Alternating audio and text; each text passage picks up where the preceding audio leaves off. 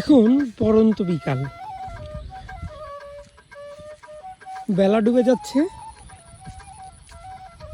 বিশাল খোলা মাঠ, আশেপাশে কেউ নাই। চোখ দিয়ে যেদিকে তাকাচ্ছেন খালি সবুজ শ্যামল আর মৃদু বাতাসে গন্ধ। এমন একটা পরিবেশে আপনি একা একা হেঁটে দু চোখ যেদিকে যাচ্ছে সেদিকে যাচ্ছেন, কেমন লাগবে বলেন তো? আমার না ভীষণ ভালো লাগতেছে। দেখেন কি অপরূপ দৃশ্য। বিধাতার কি সৃষ্টি,